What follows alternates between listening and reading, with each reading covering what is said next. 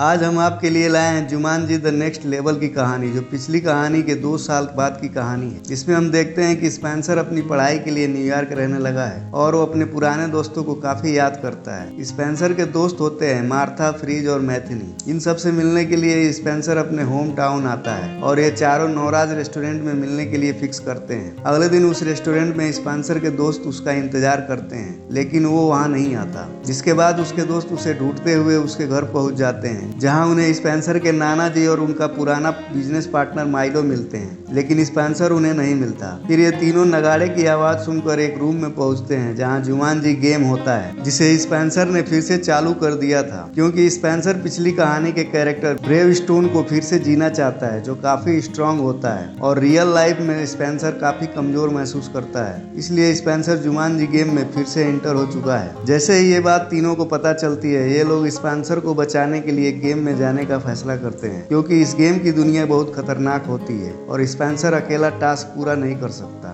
इसलिए ये सब जुमांजी गेम की दुनिया में जाते हैं, लेकिन उन्हें अपना कैरेक्टर चुनने का मौका नहीं मिलता। अब जुमांजी के जंगल में पहुंचने के बाद उन्हें पता चलता है कि मैथिनी इस गेम में एंटर ही नहीं हुई है और उसके बदले एंटर हो चुके हैं स्पेंसर के नाना जी और उनका दोस्त माइलो। स्पेंसर के नाना जी यहाँ पर बने होते हैं ब्रेव स्टोन, जो पिछली कहानी में स्पेंसर बना था, और माइलो बन गया होता है मॉस, जो पिछली कहानी में फ्रेज बना था, और फ्रेज बन गया है प्रोफेसर सैली, जो नक्शों का जानकार होता है, और मार्था अपने पुराने कैरेक्टर रूबी रोड के रूप में होती है। अब मार्था और सैली स्पेंसर के नाना जी और माइलो को इस गेम के बारे में बताते हैं, क्योंकि वो दोनों इस गेम में पहली बार आए हैं, और कहते हैं कि हमें स्पेंसर को ढूंढना है, वो यहीं कहीं आया है। तभी वहाँ गेम का गाइड आता है जो प्लेन में होता है। वो इन सबको अपने साथ ले जाता है और बताता है कि जुमांजी का ये जंगल एक बार फिर से खतरे में है। यहाँ चारों तरफ सूखा पड़ गया है, जिसका कारण है इस जंगल में सबसे बूढ़े आदमी के गले में एक नेकलेस था, जिसका नाम फेल्कन हार्ट है। उसे जुगरान नाम के एक आदमी ने, जो कि बहुत खतरनाक है, उसने चुरा लिया है, जिसके बाद ये जंगल फिर से श्रापित हो गया है। और अब इस श्राप से जंगल को मुक्त करने के लिए फेल्कन हार्ट को जुगरान से छीनकर उसे सूरज की रोशनी में ले जाकर जुमांजी बोलना होगा, तभी हम इस लेवल को पूरा कर पाएंगे, जिसके बाद श्राप से जंगल मुक्त हो जाएगा। अब गाइड इन सबको एक रेगिस्तान में छोड़ देता है, जहाँ एक शुतुरमुर्ग आता है, जिसके सामने ब्रेव स्टोन चला जाता है। तभी शुतुरमुर्ग ब्रेव स्टोन को मार देता है और वो अपनी एक लाइफ खो देता है, यानी कि अब उसके पास सिर्फ 2 लाइफ बचे हैं। तभी ये सब वहाँ से भागने लगते हैं, क्योंकि शुतुरमुर्ग का पूरा झुंड उनके पीछे लग जाता है। शुतुरमुर्ग से बचकर भागते हुए उन्हें आगे एक बहुत बड़ी खाई मिलती है, लेकिन वो गाड़ी नहीं रोक सकते, इसलिए ब्रेव स्टोन गाड़ी को कूदा कर खाई के उस पार ले जाता है और सबकी जान बच जाती है। वहीं असली दुनिया में हमें मैथिनी को दिखाया जाता है, जो अभी भी इस गेम की दुनिया में नहीं आई है। मैथिनी अपने एक दोस्त एलेक्स के पास पहुंचती है और अपने दोस्तों की मदद के लिए जुमांजी गेम में जाने के लिए कहती है। इधर ये चारों जो गेम के अंदर हैं, वो वहाँ पहुंच जाते हैं जहाँ जुगरान है। यहाँ ब्रेव स्टोन की एक एक्स गर्लफ्रेंड होती है, जो कि एक क्लू है, जिसे फॉलो करते हुए जुगरान के लोगों तक पहुंच जाते हैं। तभी वहाँ पर लाइट्स ऑफ हो जाती है और अंधेरे में एक लड़की वहाँ के खजाने की चाबी चुरा कर भाग रही होती है, लेकिन ब्रेव स्टोन उसे पकड़ लेता है और जुगरान को सौंप देता है। बाद में उसे पता चलता है कि ये कोई और नहीं बल्कि स्पेंसर ही है, जो इस गेम में एक अलग कैरेक्टर में है, जिसका नाम मीग है। अब इनके साथ मीग यानी स्पेंसर भी आ चुका है और ये सब मिलकर प्लानिंग करते हैं और रूबी और सैली को छोड़कर बाकी सभी ऊँट लेने के लिए जाते हैं, जबकि सैली और रूबी ये दोनों बैरीज लेने के लिए जाते हैं। रूबी बैरीज को लेकर जैसे ही वापस होती है, वो पानी में गिर जाती है। उसे बाहर निकालने के लिए सैली उसका हाथ पकड़ता है, जिसके बाद इन दोनों के पावर्स एक्सचेंज हो जाते हैं, यानी इन दोनों के कैरेक्टर आपस में बदल जाते हैं। लेकिन ये कैरेक्टर उन दोनों को पसंद नहीं होता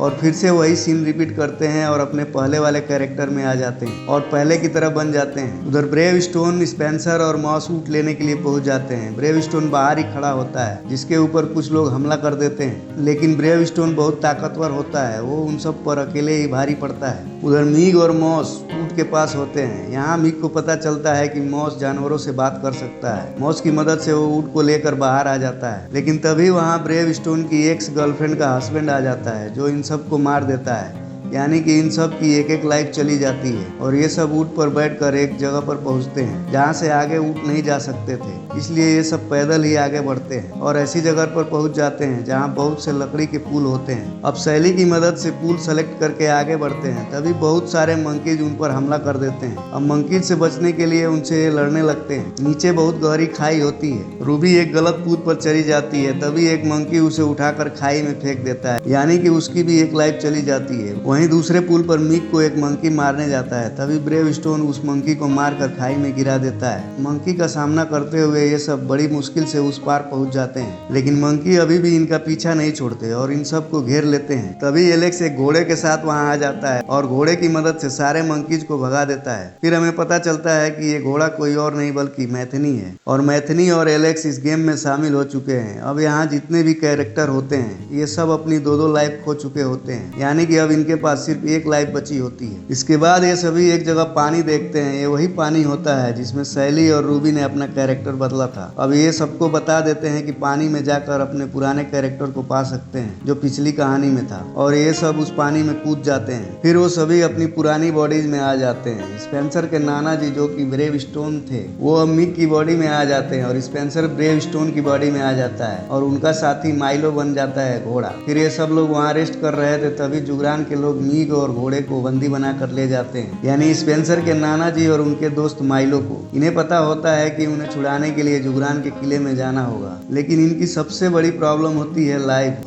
जो अब सिर्फ एक ही बची होती है। तभी एलेक्स इन सब को समझाता है और प्रोत्साहन देता है, जिसके बाद ये सब लोग किले की तरफ निकल पड़ते हैं। रूबी और ब्रेन स्टोन पहाड़ियों से चढ़कर जाते हैं, वहीं एलेक्स, मॉस और सैली जुगरान के आदमियों के साथ छिप कर जाते हैं, लेकिन गार्ड्स उन्हें रोक लेते हैं। फिर गार्ड्स को लगता है ये वही व्यापारी हैं जिनके साथ जुगरान ने फेल्कन हार्ट का सौदा किया है, इसलिए गार्ड्स उन्हें अंदर ले जाते हैं। उधर रूबी और ब्रेव स्टोन पहाड़ियों से चढ़ रहे थे, तभी ब्रेव स्टोन यानी स्पेंसर रूबी को यानी मार्था को बताता है कि तुम्हारी कॉलेज लाइफ बहुत सक्सेसफुल है, इसलिए मैं इनसिक्योरिटी फील कर रहा था क्योंकि मैं काफी कमजोर था, इसलिए मैं गेम में आया ताकि ब्रेव स्टोन की ताकत भरी जिंदगी कुछ दिन के लिए जी सकूं। मार्था कहती है ऐसा कुछ भी नहीं है, मैं तुम्हें अब भी प्यार करती हूँ। ये सुनकर ब्रेव स्टोन काफी खुश होता है। अगले सीन में एलेक्स को दिखाया जाता है जो वहाँ पहुँच गया है जहाँ वो माइलो को घोड़े के रूप में बंद किए हैं। उसे छुड़ाने की कोशिश में एलेक्स अपनी 2 लाइफ खो देता है। उसके पास अब सिर्फ 1 लाइफ बची होती है। अब वो घोड़े को बचा लेता है। वहीं ब्रेव स्टोन और रूबी उस जगह पहुंच जाते हैं जहां मिक को कैद किया हुआ है। ये दोनों मिक को छुड़ा लेते हैं क्योंकि मिक एक साथी चोर होता है। फिर वो मिक की मदद से उस फेल्कन हार्ट को चुराना चाहते हैं जो नेकलेस में था, लेकिन वो उस लॉकर में नहीं होता। अब इन्हें समझ आता है कि ये सब एक ट्रैप है। दूसरी तरफ सैली और मॉस को जुगरान के सामने लाया जाता है ताकि वो फेल्कन हार्ट का सौदा कर सके। दरअसल जुगरान फेल्कन हार्ट के बदले इनके बहन से शादी करना चाहता है, लेकिन तभी वहाँ एक चिट्ठी आती है जो उन दोनों व्यापारी भाइयों ने भेजा था, जिससे उन्हें पता चलता है कि ये दोनों वो व्यापारी नहीं है, कोई और है। फिर जुगरान अपने सिपाहियों से कहता है इन सबको पकड़ लो। तभी ब्रेव स्टोन वहाँ आ जाता है और जुगरान पर हमला करता है, लेकिन उसके हमले का जुगरान पर कोई असर नहीं होता क्योंकि वो उससे भी ज्यादा ताकतवर होता है और ब्रेव स्टोन को उठाकर फेंक देता है। तभी ब्रेव स्टोन उस बैरी को निकालता है जो उसके साथियों की मदद से उसने हासिल किया था। उसे देखने के बाद जुगरान अपने सिपाहियों से उनका सामना करने के लिए कहता है और खुद उन दोनों भाइयों के पास जाने लगता है जिनसे वो फेल्कन हार्ट का सौदा करने वाला था। तभी ब्रेव स्टोन उसके पीछे पीछे जुगरान के शिप में पहुंच जाता है और बैरीज से जुगरान पर हमला करता है क्योंकि ये बैरीज ही जुगरान की कमजोरी होती है। इस बात का फायदा उठाकर ब्रेव स्टोन उसे मारकर नीचे गिरा देता है और खुद रस्सी पकड़कर लटक जाता है। तभी मीग उस घोड़े पर बैठकर उड़ता हुआ वहां आ जाता है। यहाँ हमें पता चलता है कि घोड़े के पंख भी हैं जिससे कि वो घोड़ा उड़ सकता है। अब ब्रेव स्टोन फेल्कन हार्ट को मीग के हाथ में फेंकता है जो कि उसने जुगरान को मारकर हासिल कर लिया था। फेल्कन हार्ट को फेंक कर ब्रेव स्टोन कहता है जल्दी इसे सूरज की रोशनी में ले जाओ और तुम्हें कहना होगा जुमान जी। दरअसल ये बर्फीली एरिया है जहाँ पर सूरज की रोशनी नहीं आती। अब वो घोड़ा उड़कर बादलों के ऊपर पहुंचता है और फेल्कन हार्ट को सूरज की रोशनी में रखता है। फिर ये सब मिलकर कहते हैं जुमान जी, जिसके बाद सब कुछ रिवर्स होकर ठीक होने लगता है। अब श्राप खत्म होने के बाद इनके पास गाइड आता है और जंगल को श्राप से मुक्त कराने के लिए इन्हें शुक्रिया कहता है। फिर सबको उनकी असली दुनिया में भेजने के लिए कहता है, लेकिन घोड़ा बना माइलो वापस नहीं जाना चाहता और वहीं रहकर उस जंगल की हिफाजत करना चाहता है। फिर गाइड बाकी सबको उनकी असली दुनिया में वापस भेज देता है। असली दुनिया में आने के बाद स्पेंसर अपने नाना जी को वीडियो गेम खेलना सिखाता है। उन्हें भी अब वीडियो गेम अच्छा लगने लगता है। फिर ये सारे दोस्त मिलकर ये फैसला करते हैं कि अब कभी भी हम उस गेम में वापस नहीं जाएंगे। दोस्तों उम्मीद करते हैं कि ये वीडियो आपको अच्छी लगी होगी। आपसे एक छोटी सी रिक्वेस्ट है, प्लीज इस वीडियो को लाइक और चैनल को सब्सक्राइब करके हमें सपोर्ट करें। धन्यवाद। जय हिंद।